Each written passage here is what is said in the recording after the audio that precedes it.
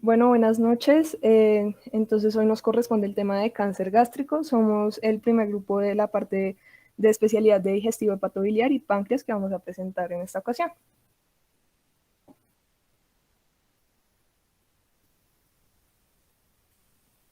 Siguiente, por favor.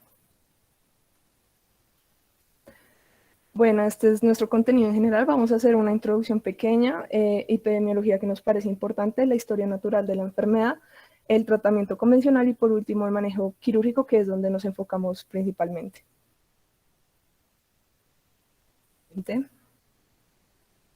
Bueno, entonces para empezar, los trastornos gástricos son una causa frecuente de enfermedad clínica y generalmente son lesiones inflamatorias y neoplásicas. En este caso vamos a hablar del cáncer gástrico. Este es un problema de salud a nivel mundial, salud pública, y un 90% de los cánceres gástricos se han considerado consecuencia de un largo proceso inflamatorio de la mucosa gástrica por consecuencia de la Helicobacter pylori. Este es el factor principal etiológico en donde se puede progresar de una gastritis crónica a metaplasia, displasia y cáncer. Colombia tiene una alta incidencia de carcinoma gástrico, en general todos los países en vía de desarrollo, pero lo importante es que en Colombia no existe ningún programa ni estrategia de diagnóstico temprano y ni tampoco, ni tampoco está priorizado como un problema de salud. Aquí también queríamos traer a colación un poco acerca de la clasificación de Laure, que son la clasificación que se divide por patrones histológicos. ¿Por qué? Porque aquí queríamos definir el patrón intestinal, que es el más frecuente y el que encontramos más en nuestro medio, que es Colombia. Entonces hay dos principales, que es el patrón intestinal. En este patrón la causa más importante es la dieta, debido a que aquí en Colombia, en los altiplanos, generalmente en el Nariño, Cundiboyacenses y los Santanderes, hay dietas muy cargadas de nitritos y nitratos y muy poco balance de verduras y frutas, y esto hace que pues se progrese a este cáncer. Además que este cáncer en ese patrón es más prevalente en personas mayores de 40 años, como en nuestro país, más frecuente en el sexo masculino con una proporción de 2 a 1, y pues es frecuente en zonas de riesgo epidémico como es Colombia. El patrón difuso se caracteriza más que todo por la presencia de unas células con un núcleo rechazado a la periferia, que se llama el anillo de sello, y esto se puede presentar en cualquier edad, generalmente en pacientes más jóvenes, donde la frecuencia hombre-mujer es significativamente casi igual, y la patogénesis también es predominante de H. pylori, y es más frecuente en zonas de bajo riesgo. Y pues también tenemos un patrón mixto, que se pueden encontrar ambas alteraciones. En epidemiología general, el 5,7% de todos los nuevos casos de cáncer corresponden a cáncer gástrico, y el 8,2% de estos casos son las muertes que produce el cáncer. Japón y Corea tienen cifras muy altas parecidas a las nuestras, aunque la diferencia es que estos países se tienen tamizajes tempranos donde se puede erradicar el Helicobacter pylori antes de que se produzcan cambios, a diferencia de nuestro país. Hay 1.033.700 nuevos casos por cáncer gástrico que se presentaron en el 2018 y más de 782.685 muertes en este año por la causa de este cáncer. Y tanto en hombres como en mujeres, las cifras de incidencia son de 69,2 por cada 100.000 habitantes y de 28,6 por cada 100.000 habitantes respectivamente. Ya hablando en Colombia, siguiente, en Colombia se considera la primera causa de muerte por tumores malignos en ambos sexos. Fallecen al año alrededor de 3.000 personas en términos absolutos, donde el predominio es del sexo masculino con una relación hombre-mujer de 2,6 a 1. Los grupos de edad más afectados son de la séptima y la octava década de la vida, en promedio de 65 años en Colombia, pero en pacientes en etapa precoz, que también se puede ver que es el cáncer incipiente, la edad promedio desciende a 40 y 45 años. Los pronósticos se relacionan mucho con el momento de confirmación del diagnóstico, y el cáncer gástrico ocupó en incidencia para el 2018 el tercer lugar entre los cánceres en Colombia, y en el 2018 el cáncer gástrico representó la primera causa de mortalidad por cáncer, 13,7%. Para hablar un poco de la historia natural de la enfermedad, se divide en tres fases. la fase carcinogénica, la fase asintomática y la fase sintomática. Hay que aclarar que este es un proceso de evolución largo, es un proceso que se calcula entre 30 a 50 años de duración, pues se postula, y que la infección inicial se produce en las primeras décadas de la vida, que ocurre por la colonización de Helicobacter pylori. Aquí el Helicobacter pylori es el que produce cambios atróficos después de una gastritis crónica, y esta gastritis crónica puede llevar a cambios atróficos que después pueden llevar a una metaplasia intestinal. Esta metaplasia puede ser completa e incompleta. La metaplasia intestinal es reversible o no, y se propone que es un proceso reactivo de corto tiempo que generalmente puede regresar, mientras que la metaplasia intestinal, que ya es incompleta, está relacionada con injurias y con cronicidad prolongada, y es muy factible que ya esa lesión progrese a displasia. Y como tal, ya la displasia es una lesión precancerosa y es el penúltimo estado de la cascada de oncogénesis gástrica. La identificación y el manejo de estos seguimientos es importante, pero ya aquí para devolver el proceso es muy difícil y ya se progresa a una neoplasia. Es importante, no me lo pases por favor, es importante también resaltar que como es un proceso tan largo, hay una fase asintomática muy larga. Este es el cáncer temprano y aquí es donde se deben hacer los procesos de tamizaje. Sin embargo, en Colombia esto está mal elaborado y por eso es que se identifica la mayoría de pacientes en la fase sintomática, que es el cáncer ya avanzado, donde no se puede hacer mayor cosa para devolver estas lesiones. Aquí se caracteriza por una clínica muy parecida a la gastritis crónica, que se caracteriza por síntomas de dispepsia, anorexia, saciedad temprana, dolor abdominal, disfagia, regurgitación. Y también hay signos como pérdida de peso, anemia asociada a cáncer, diarrea o estreñimiento. Este cáncer, cuando se manifiesta, se produce mortalidad muy rápido. Por esto se proponen unas estrategias de prevención primaria. Las estrategias de este campo se concentran principalmente en cambiar los estilos de vida y los cambios de dieta por una más rica de frutas y verduras, que se considera mucho en nuestro país, porque en nuestro país hay una gran incidencia de carbohidratos que están ricos en nitratos. Aquí la idea es diagnosticar y tratar la infección por Helicobacter pylori en individuos procedentes de zonas de alto riesgo para cáncer gástrico, donde la zona es de 20 casos por 100.000 habitantes. Pacientes con antecedentes de resección de mucosa endoscópica por cáncer gástrico temprano, familiares en primer grado que hayan padecido cáncer gástrico y pacientes sometidos a gastroctomía subtotal, y individuos dispépticos sintomáticos con gastritis por Helicobacter pylori. La edad de tratamiento debe realizarse en población juvenil a partir de los 21 años. Y ya en las estrategias secundarias se concentra más que todo en el diagnóstico, el manejo y el seguimiento de las lesiones premalignas. Se propone que se debe realizar una endoscopia a partir de los 40 años en todos los pacientes y se debe hacer un seguimiento endoscópico.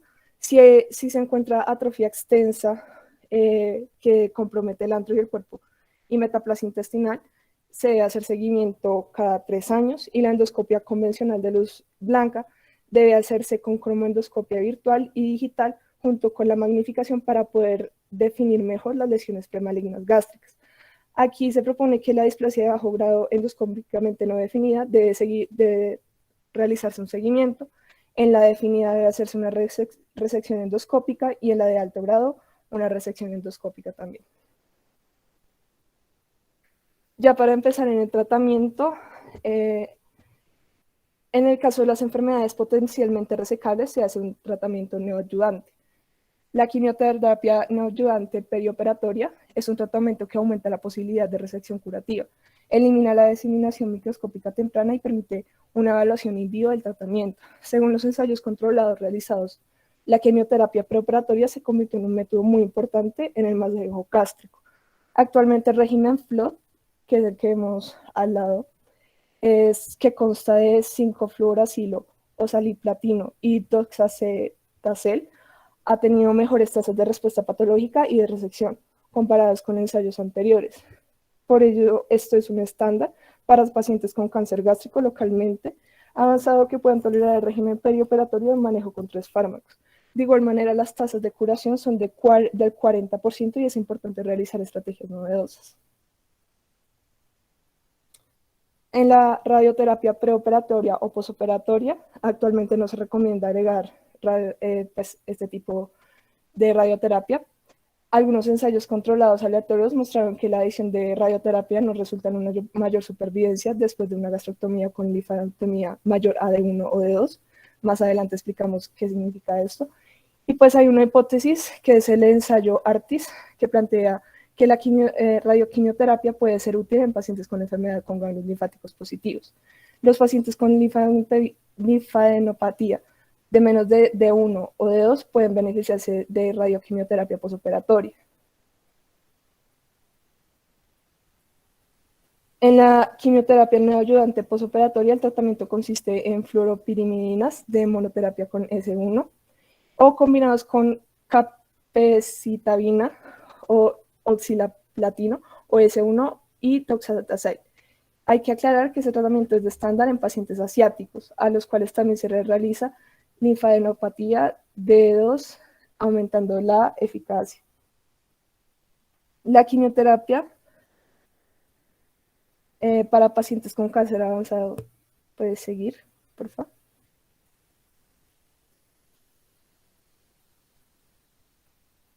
La quimioterapia en pacientes con cáncer avanzado, la primera línea es para cáncer gástrico metastásico, donde se sugiere un doblete de platino con fluoropirimidina. En el caso de los platinos de cisplatino y oxaliplatino, son equivalentes en su eficacia. Sin embargo, el cisplatino se asocia con enfermedades tromboembólicas y disfunción renal, y oxaliplatino se asocia con neuropatía y diarrea. De las fluoropirimidinas, todas tienen eficacia similar. Sin embargo, la capecitabina se asocia con eritrodisestesia y palmoplantar.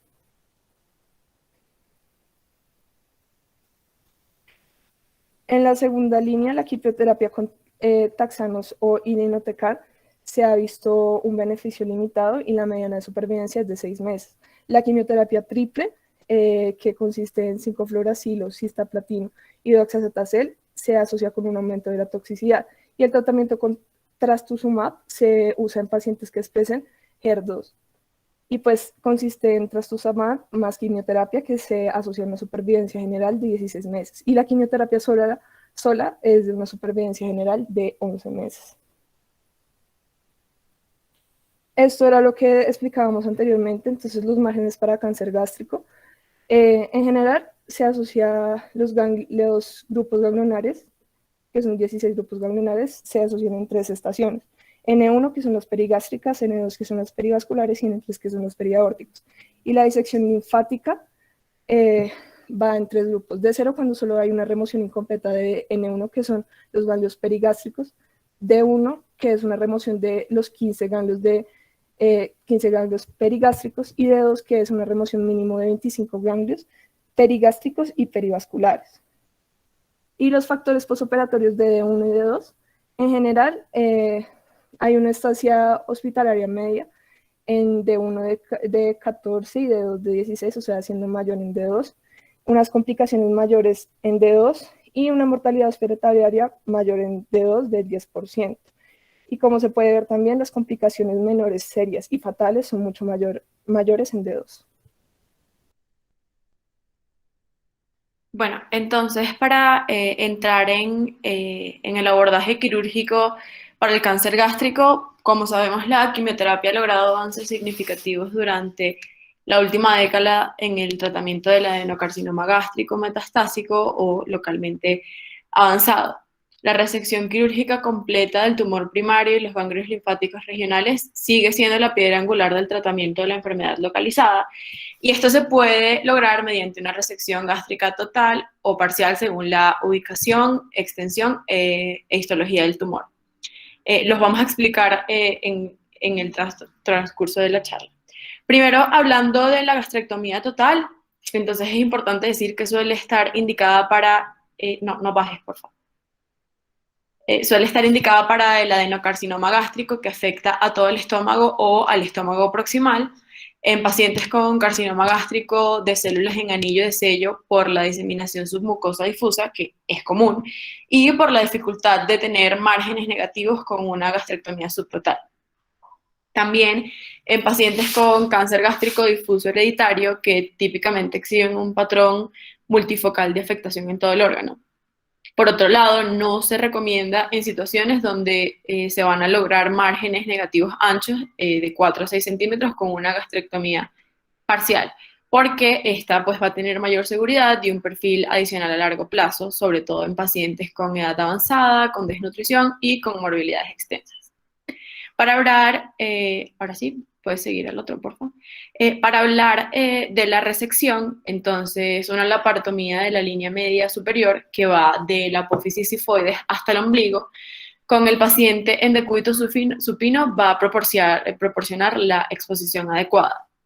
Si la cirugía se va a realizar por un tumor de cardias o de fundus gástrico con extensión a lo largo del esófago proximal, una incisión tóraco-abdominal izquierda con el paciente en posición de cúbito semilateral derecho va a dar la mejor exposición para la disección del esófago torácico distal encima del diafragma a nivel del ligamento pulmonar inferior.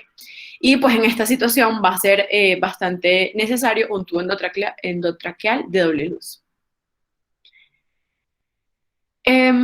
Se debe hacer exploración completa del abdomen para excluir cualquier sitio de metástasis que esté radiográficamente oculta en el hígado o en el peritoneo, preferiblemente mediante una laparoscopia diagnóstica, especialmente si es un tumor localmente avanzado.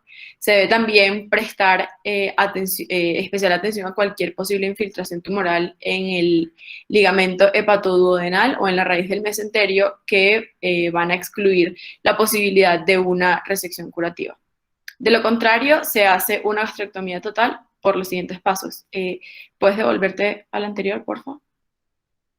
Entonces, lo primero es que el ligamento triangular izquierdo del hígado debe dividirse y la sección lateral izquierda del hígado debe retraerse hacia arriba y hacia la derecha para poder exponer la unión gastroesofágica. El epiplón mayor se va a separar del colon transverso y sus apéndices epiploicos por electrocauterio. Y si es técnicamente factible, la capa anterior del mesocolon transversal se debe disecar de los vasos mesocólicos hasta el peritoneo que recubre el páncreas anterior. Estas dos estructuras van a hacer la bolsa omental y se deben resecar con una gastrectomía radical, siempre que se pueda preservar la integridad del mesocolon y del páncreas. Ahora sí, porfa, sigue. Entonces, para continuar, la arteria y la vena gastroepiploicas derechas se van a ligar en sus orígenes desde la arteria gastroduodenal y el tronco gastrocólico de la vena mesentérica superior, respectivamente. Los vasos gástricos cortos se deben dividir cerca del vaso, facilitando la ligadura de la arteria gastroepiploica izquierda cerca de su origen desde la arteria esplénica distal. Luego de la ligadura de la arteria gástrica derecha se divide el duodeno proximal, generalmente con una grapadora lineal. El ligamento gastrohepático se divide cerca del hígado con precaución de no dañar la arteria hepática izquierda, reemplazado accesorio. Entonces, con el estómago reflejado en dirección cefálica, se completa la disección de los ganglios porta, de la arteria hepática y del eje celíaco, esqueletizando las estructuras a la izquierda de la arteria hepática izquierda, de regreso a la arteria celíaca y posterior a la arteria hepática común, seguida de la división de la arteria hepática común, arteria gástrica izquierda cercana a su origen desde el eje celíaco. Aquí lo podemos ver. Siguiente, por favor. Luego se va a seccionar el ligamento frenoesofágico y se diseca circunferencialmente el esófago distal, extirpando los ganglios linfáticos paracárdicos. Y el esófago distal se va a seccionar con un bisturí después de estabilizarlo con una pinza vascular no aplastante o con una grapadora lineal. Entonces, para hablar sobre la reconstrucción luego de la resección, el método más común que se utiliza después de la gastrectomía total es una esofagoyeyunostomía en Y de Rux. Y digamos que la longitud de la extremidad debe ser al menos de 40 centímetros bajo la yeyonostomía, y esto va a minimizar el reflujo alcalino del esófago, hacia el esófago, perdón. Y una ventaja de este procedimiento es que la anastomosis va a estar desfuncionalizada. Eso va a significar que no habrá paso de contenido entérico, a excepción de la saliva, si el paciente no consume nada bioral. Entonces, por esto, si hay una pequeña fuga de la anastomosis, se puede mejorar con un reposo intestinal, eh, mientras que siempre y cuando la fístula resultante se controle con un drenaje externo. Esta puede ser cosida a mano o con una grapadora EEA, y se puede insertar una grapadora de yunque a través del extremo abierto del esófago y se cerrará con una sutura en bolsa de tabaco sobre el yunque. Entonces también tenemos la bolsa de Hunt Lawrence con una reconstrucción en Y de Rux, que es lo que acabo de explicar, y esta es una de las técnicas más comúnmente seleccionadas, y esto va a aumentar la capacidad del reservorio funcional. Entonces, para crear la bolsa, el yeyuno se puede doblar sobre sí mismo y las dos extremidades se van a mantener juntas por suturas de tracción. Luego se va a realizar una incisión caudal en cada bucle y una anastomosis del lado a lado se crea con una grapadora cortadora lineal. Entonces, en este punto, la anastomosis entre la bolsa y el esófago se puede crear con un dispositivo de grapado circular EA, como pues ya lo describí anteriormente, y la abertura de la bolsa caudal se va a cerrar transversalmente utilizando la grapadora.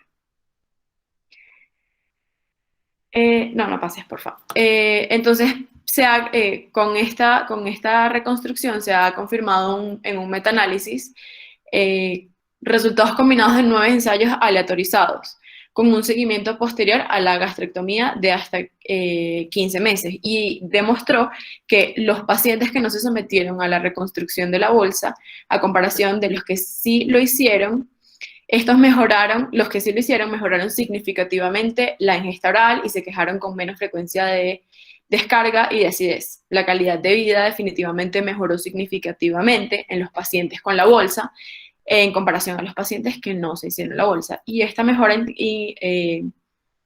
esta incrementa de mejora fue más profunda con el tiempo, de 6 a 12 meses a 24 meses después de la operación. En pacientes con pérdida de peso preoperatoria o factores de riesgo de recuperación postoperatoria complicada o retrasada, se debe considerar una sonda de alimentación yeyunal. Se debe colocar distal a la yeyonostomía en forma de Stam o de Witzel. Este tubo va a tener varios propósitos importantes, entre esos permitir la alimentación enteral temprana y la administración de medicamentos postoperatorios administrados por vía enteral. Y se puede utilizar para asegurar un periodo de acceso enteral prolongado como contingencia contra el desarrollo de complicaciones asintomáticas. El problema es que el uso rutinario de las sondas de alimentación yeyunal es un tema de controversia porque hay muchos datos contradictorios sobre el riesgo de complicaciones infecciosas. Ahora sí, al siguiente.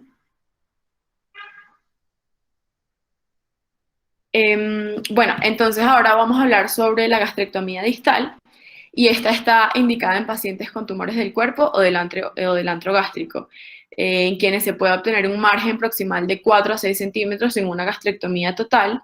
Mientras se mantiene un remanente gástrico, se debe realizar una gastrectomía distal más conservadora, porque pues esta va a conferir un resultado de supervivencia equivalente, con menos morbilidad y mejor calidad de vida a largo plazo que una gastrectomía total. Entonces, para hablar sobre la resección, el margen de resección proximal debe estar al menos a 5 centímetros del extremo proximal del tumor y al menos a 2 centímetros distal de la unión cardioesofágica. Independientemente, la arteria gástrica es necesario ligarla en su origen, y sus ganglios linfáticos deben incluirse con la muestra de gastrectomía distal para mejorar el aclaramiento de los ganglios linfáticos. Hay que tener en cuenta dos puntos muy importantes durante una gastrectomía subtotal distal para el adenocarcinoma. Uno, la preservación de algunos vasos gástricos cortos es fundamental. Puedes bajar la otra. va a ser fundamental porque esta cirugía va a implicar la división de 4 arterias principales que irrigan el estómago. Entonces, la perfusión del remanente gástrico podría depender solo de estos vasos gástricos cortos. Entonces, por eso es importante la preservación de alguno de estos. El otro punto importante que hay que tener en cuenta es que la arteria gástrica izquierda generalmente se bifurca en lo alto de la curvatura menor en ramas craneales y caudales. Por esto, para desecar adecuadamente los ganglios linfáticos a lo largo de la rama craneal de la arteria gástrica izquierda, se debe llevar la disección proximalmente a lo largo de la curvatura menor, incluyendo de 2 a 3 centímetros inferiores del esófago intraabdominal. Y esto es específicamente y particularmente importante en la resección de cánceres ubicados en la curvatura menor.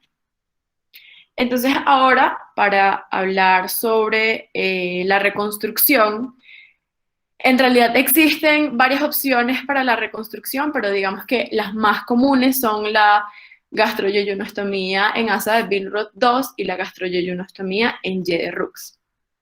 Entonces, bueno, una gastroyeyonostomía Billroth 2 se puede construir llevando un asa de yeyuno a la bolsa gástrica, ya sea por delante del colon transverso, que sería una anastomosis antecólica, o por un defecto en el mesocolon transverso, que sería una anastomosis retrocólica.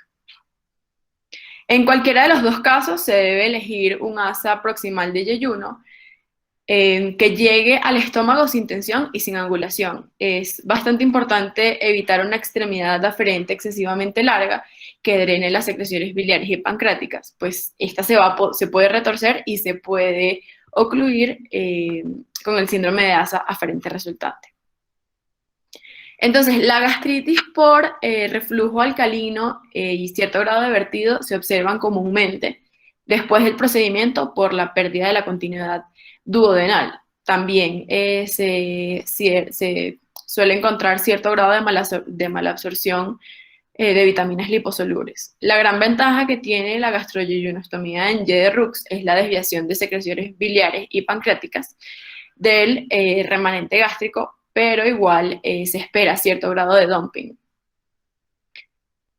Los estudios observacionales han encontrado que una extremidad aferente por aproximadamente entre 40 y 50 centímetros logra el mejor equilibrio entre los factores de riesgo que, por ejemplo, si la extremidad de Rux es demasiado corta, el riesgo de gastritis por reflujo alcalino aumenta. Y si si por el contrario es demasiado larga, aumenta el factor de riesgo para el síndrome de éxtasis de Rux, que es una complicación poco común de la reconstrucción y resulta de la atonía gástrica combinada con los efectos adversos de la sección yeyunal, y es caracterizado por dolor abdominal y vómitos en casos graves, y en casos graves puede requerir una gastrectomía completa. Y por último, sobre esto, es que los resultados funcionales a largo plazo después de la reconstrucción en Y de Rux, no bajes, porfa. Los resultados funcionales a largo plazo después de la reconstrucción en Y de Rux se consideran superiores en comparación con los resultados después de una Billroth 1 o 2. Ahora sí. Por otro lado, tenemos la gastrectomía distal con preservación del píloro. Y bueno, ya que la resección distal del estómago con consiguiente pérdida de la función pilórica puede provocar afectaciones postoperatorias como el síndrome de dumping, el reflujo biliar, la pérdida de peso,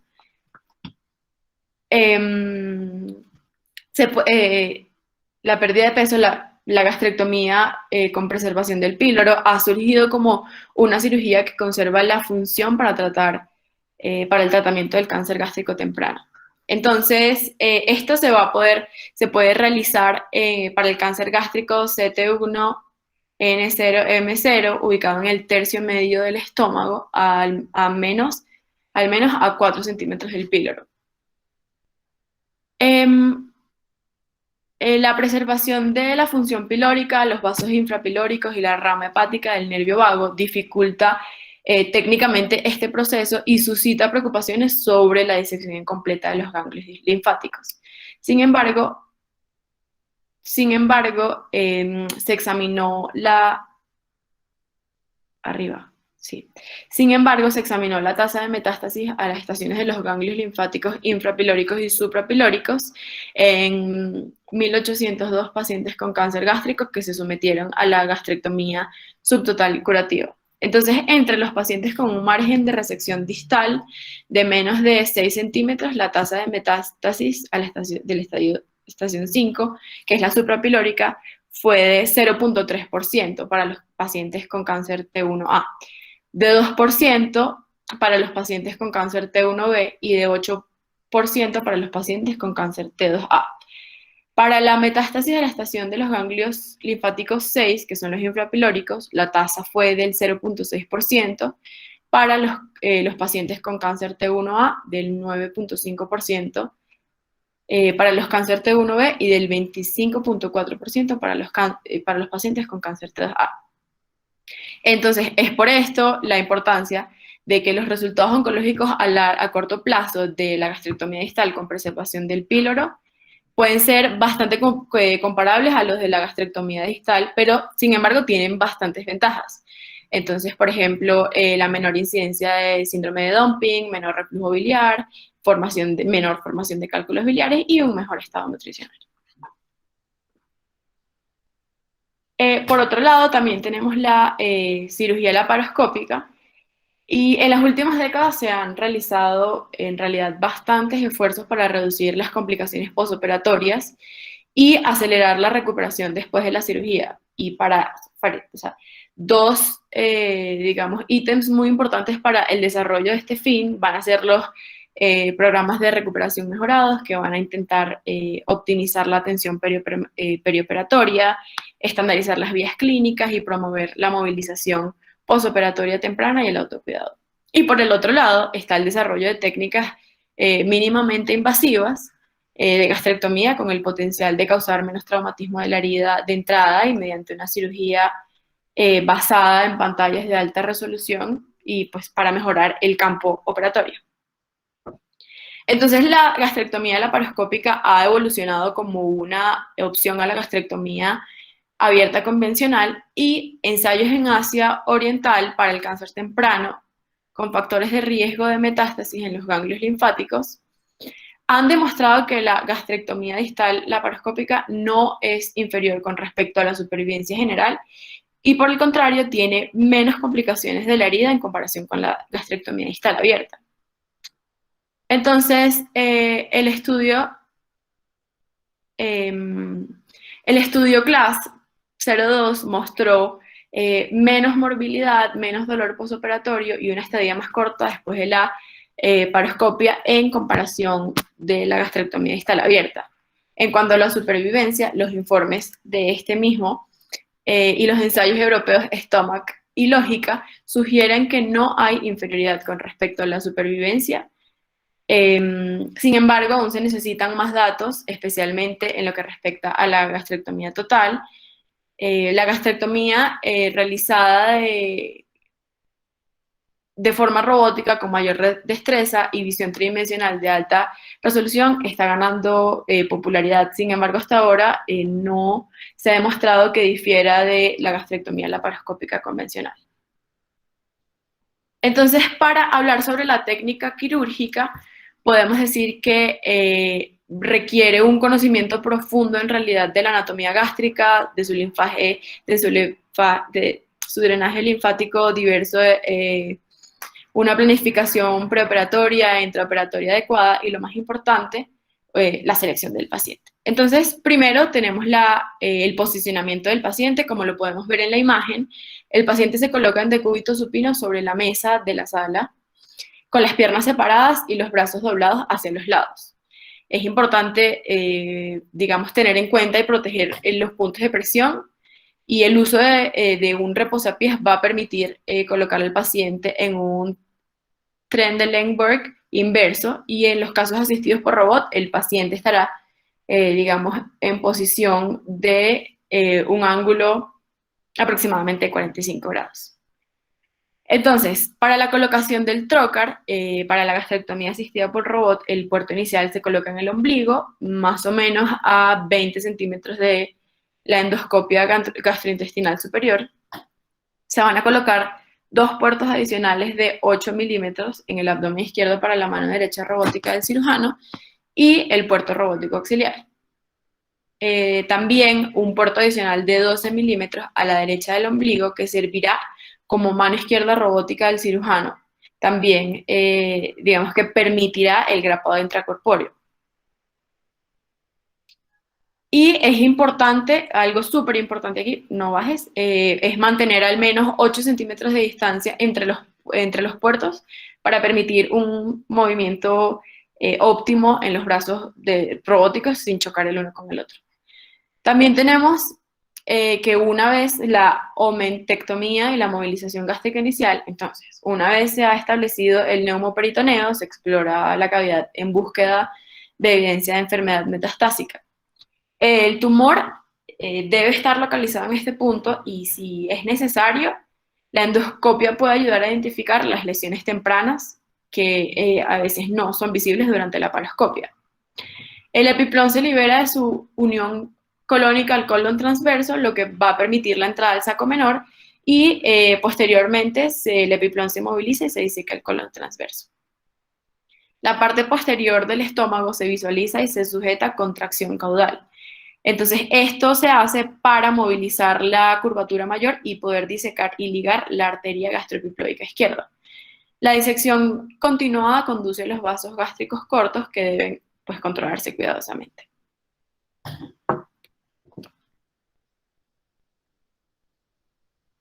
Entonces, para la división del duodeno proximal y la linfadenectomía, luego la disección se va a realizar distalmente en el esófago a lo largo de la pared posterior del estómago, hasta que se identifica la arteria gástrica gastroduodenal. El haz linfovascular gastroepiploico derecho se va a identificar y se liga cerca de la cabeza del páncreas para poder movilizar el duodeno proximal. Luego se liga la arteria gastroepiploica derecha y se incluyen en las muestras los ganglios linfáticos de la arteria hepática. En este caso, el duodeno debe manipularse y seccionarse con cuidado. El estómago se va a retraer hacia el cuadrante, superior izquierdo. Y para la